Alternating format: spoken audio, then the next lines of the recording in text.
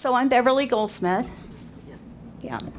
And I am a social worker, and I am the coordinator of a program with Providence Hospice of Seattle, here in Seattle, that is called the Safe Crossings Program. And we're a very fortunate program. Is this loudness okay? We're a very, very fortunate program in that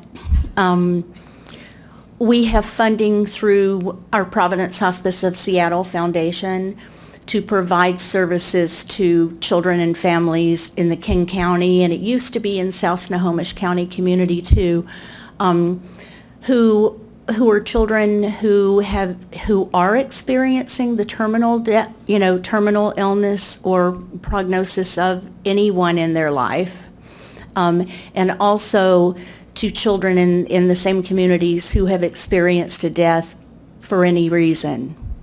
And so when I say we're really lucky to be funded in this way, there's no charge for any of our services. Similar, I know that's true for you, Jen, too. And so it's a matter of access. I think access is huge because besides the fact that there's no charge, we're fortunate enough to be able to really go out into the communities of these children and families. Again, because of the way we're funded. So we can make home visits, we can go to their schools, they can come to us. If I were gonna just have had one slide up there today and nothing else that I actually prepared, I would just have the word safe. And I think that's what Jen was talking about and what you were talking about, already. It's really all about these kids and these families having a way when these horrific things have happened, especially a suicide or homicide or traumatic accident, that they have some sense of feeling safe to be able to do what Jen's slide, talked about, Warden's task of grief. And I always say, if there's one thing we can impact, it's the number one thing, to even help these kids to process the reality that this has even happened in their lives. And for kids that we serve where there's been a suicide or homicide or really traumatic incident that's happened, my experience has been that it seems to be in very small increments that they're able to eventually feel safe enough to actually even say out loud some of what has happened. That's been my experience with kids. And so I wanted to just tell you really quickly what does the Safe Crossings program look like? Who are we? And so we have 4 master's level counselors. We have a coordinator of a bereavement camp that we do, Camp Aaron, and we have, luckily, a program assistant. Do you guys have any clue what that's about and what the help that is? So that's who we are. The families, I looked at 2015 just to give you guys because anybody can make referrals to us. We're available to anyone in the community. And so a lot of the referrals that come our way, some are just cold calls from, families that have experienced a loss. Some are through our hospice program, our families we're serving. Some are through other hospice programs that are in the King County community because we're the only hospice that has a children's support program. And because we're available to anyone, we get referrals from other hospices. We get calls from hospitals. We get calls from schools. We get whenever there's anything that you read in the news, and I'm sure Jen can relate to this too, that impacts a death that has impacted the lives of children, we usually get a call. And I know Jen and I work together a lot in response to community events that happen and go out and try to do a bit of what Sue was talking about, try to talk with the school staff that's involved, or sometimes forums for adult parents that are at a loss of how am I going to deal with this with my kids, So we do try to offer some education that way. So I put together some numbers. Also didn't bring my glasses. So in 2015, kind of an estimate, we had about 15% of the folks who came to us were suicide deaths. About 8% were homicide, and about 20% were traumatic accidents. So that kind of gives you an idea. We work for a hospice, but really less than half of the families we serve are part of our own hospice community. And again, we're just fortunate to be able to be on the front line offering services to these folks because of the way we're funded. I mean, it's a big deal. So the kinds of things that, and there's something I particularly want to talk with you about today, but I just wanted to give a little background. So the kinds of things that we do, I told you, home visits. We do groups as well. Our groups are 6-week structured groups that kind of focus, again, kind of like Jim was talking on Dr. Warden's ideas. We focus on helping them to process the story, teaching them about the word death and the reality of what that word means, talking about grief and educating them about normal grief and helping them to support one another too. The whole idea of memories and continuing bonds, establishing a relationship that's ongoing with that person who died. But I kind of want to go. We also do special events and trying to bring folks together in community. For instance, in 2 weeks, we have a bonfire on Alki Beach. We started doing community events like that and inviting just anyone that has touched, I say, coming into our fold. They've come into our fold, and so they know anything we're going to offer. The bonfire started from a group of parents who had lost children that we did a specialized group for, and at the end of 8 weeks with the parents and the kids, they didn't want us to quit, and so we said, well, what can we do ongoing? And they just said, keep doing things. So we started doing quarterly events in parks, and that's how the bonfire emerged, and that was in 2004. So we've been doing quarterly events ever since. And Camp Aaron, I'm only going to speak a moment about it, but it's life-changing, it's magic, and we have 2 camps. We have one for 5 to 11-year-olds, and we have another one for 12 to 18-year-olds. And we've been able to take about 60 campers in each camp in the last 3 years. It had been a little less than that. But anyway, as Jen was saying too, it's the kids and how they come together to support one another. And the mix of, and I didn't say how many cancer deaths we have, about 27%, and about 15% of just other kinds of deaths. We too have mixed all of the kinds of deaths that come our way in group support together. And I know at a conference last year we were trying to gather as many brains as possible to say, should we be doing it that way, or should we be, kind of pulling, traumatic and suicide deaths and having specialized groups. And I think part of our problem was the resource to do that. That was part of the problem. But part of what I loved what Jen said about it's kind of setting children and teens aside who have experienced a suicide death or a traumatic death, that they're even different. It's hard enough for kids and teens with the way they feel that people approach them or look at them thinking I have a problem or there's something wrong with me because somebody special in my life has died. And so, that's one of the hugest things that I hear all the time. And so we do blend our groups together too, and they support each other beautifully, and they tell their story whenever they feel like it, if they do. So one of the things that I find, since I coordinate the program, I triage everything that comes our way. And so one of the things I find myself doing a lot is offering guidance.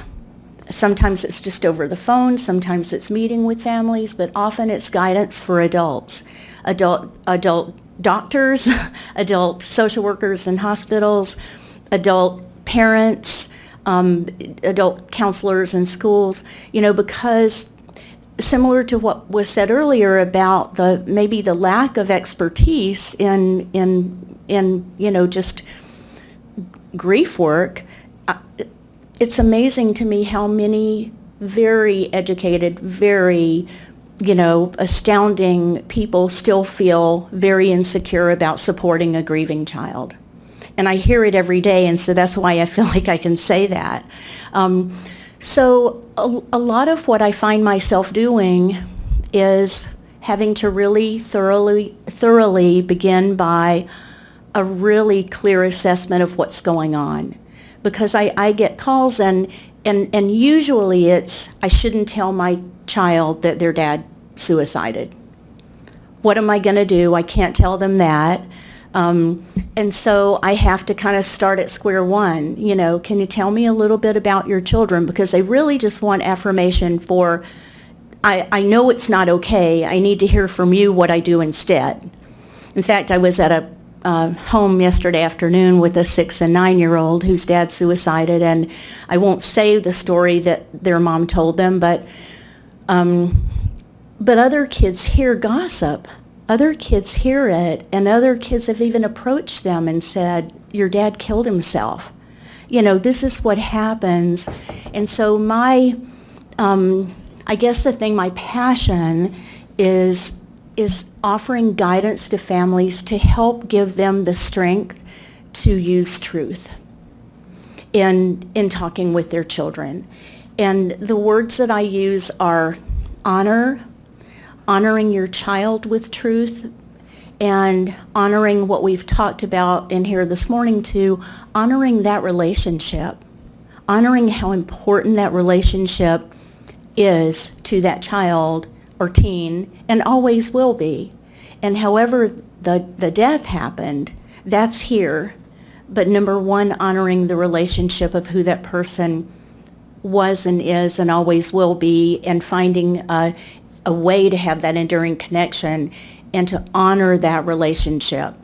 And so those are the words that I try to use with adult parents, and to tell me about your child, tell me about what is the communication pattern in your families? How have things been when anything may have happened in the past? And, how inquisitive is your child? Talking about what kinds of questions they may have. But the bottom line is, some of the things that I'll hear are, aren't they too young to know? That always is, aren't they too young to know? And another question I get a lot is how detailed, if I am going to, talk about a death by suicide, should I give the details of how the death happened?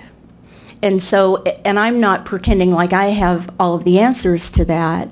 I usually just try to, in guidance, help them to help me understand their own children, and also help them to know that when, or to consider that when, because there's, I never would want anyone to think there's a right and wrong and this is the way you should do this. But I offer, through invitation, I'll say, would it be helpful for you if I talk to you a little bit about what I've learned from other kids that have either not been told the truth or have been told the truth, and how they reacted to that? Because I do believe that children and human beings are resilient, and sometimes they do need more help. But our program, the scope of our program is not therapy. Even though we're all licensed counselors, it's not the scope of what Safe Crossings does. We're about education and support, and helping kids to understand the many feelings that are happening for them, and why they're so big, and why the coping skills that they may have gained throughout their life, or their parents have gained throughout their lives, aren't working as well, and why they're feeling so crazy sometimes, and why it's impacting school so much. And And so, and we work with the schools when it's really impacting. There have been so many kids we worked with this past school year that couldn't even do their homework. One teen I was working with actually had to drop out of school. Just could not be in that setting, could not concentrate, and then parents feeling so helpless, what do we do? And, and it's not like I have the answer, but a lot has been said even in this room this morning, I think, about how we stand beside, how we help them find their supports, how we help them find their strengths so that they can continue day by day with the things that all of what we're asked to do in life. I think somebody said, how long's bereavement last? Well, you may get 3 days off. You don't get, parents may keep kids out 3 days or a week, but then nothing goes away in terms of all the work they have to make up. It's just the reality. But anyway, so another thing that if I were going to have one slide, is it my time? Can I say one more thing? Yes, you've got a few more minutes. Okay. It's like Maslow's hierarchy of need. When these things happen to kids that are so traumatic and so drastic, the thing that really I try to educate their adult caregivers about is they need to know they're safe. And I know Jen said that too, but they need concretely to know that they are safe and they're going to be taken care of. And sometimes they need it said, but they worry about someone that cares for them dying. And so, I help parents come up with scripts like, I take good care of myself. I go to the doctor. I'm eating healthy, or things that hopefully are true. Because I told one dad, I said, things like you wear your seatbelt. And he went, he said, but I will tell him I'm going to start wearing my seatbelt. I'm like, okay, yeah. But anyway, so I guess I feel that if kids can have a safety net of trust, then that gives them a little more space to be able to begin to do the work that they need to do, which is to begin to feel some of the feelings, begin to even let some of the thoughts of, what happened enter in, but sometimes it takes a long time. And I love Dr. Reinerson's model that really is just helping to affirm the relationship and let them, what happened is over here until they're strong enough to be with that. So I guess that whenever I tell adults that their kids are probably more worried about themselves than anything else, it's even if I'm sitting there with a parent who's dying, they'll be puzzled, and then I'll talk to them maybe, days after the death, and they're like, I can't believe, all they want to know is, am I still going to get to go on this trip, and am I still going to get to do this? And, it's really all about them. They just want to know that their life is not going to be so impacted. Or saying, am I getting a new mom, a week after their mom died, or not even that long. Trying to find a spouse. I've had one family where the little girl went out on the street and was bringing construction workers into their house to meet her mom, trying to find another dad. So it's very real. Anyway, I think I'm at time. I don't know if, do I even have time for questions? Yes, there's a bit of time for that. Yeah, absolutely. Okay. Do you have a couple more final thoughts that you'd like to share? I have a lot of thoughts I'd love to share, but I think that let me just look here for just a second to see if there's like a final thing. I will tell you that Jen did a really nice job of script, of just being direct and clear and giving information. I guess the only other thing I'd like to say is that one of the fears, it feels like, with adults when there's such difficult information to share is, how do I even start the conversation? Where do I even start? And so the thing that, and I actually did a PowerPoint that this is all on it, and it'll be out on my table, Safe Crossings table for you to grab. But I tell them, don't think you've got to have the sentinel thing where you sit your kids down and you're going to lower this boom, but just honor them with the fact that there's some really important information. There's something that's happened that impacts their life, and just say, there's something really important that happened today, and it's really hard for me to talk about, but would it be okay if I share it with you, because it's important for you to know? And that can be anything from being diagnosed with a terminal illness to a suicide, to a traumatic car accident, to their sibling being killed. It's just using clear, direct language, but give them a chance to take a breath first. Give them, honor them by just letting them know there's something important that you need to talk to them about. And then I said, if a 5-year-old puts his hands over his ears and runs out, well, he's kind of let you know he's not ready to hear it yet. And usually kids will guide you once you've told them and you tell them what it's about. Something very hard happened today and it's about your brother or your dad. Sometimes they'll lead you so you know what increments are okay from them. And sometimes a parent isn't able to give the details kids might be asking for.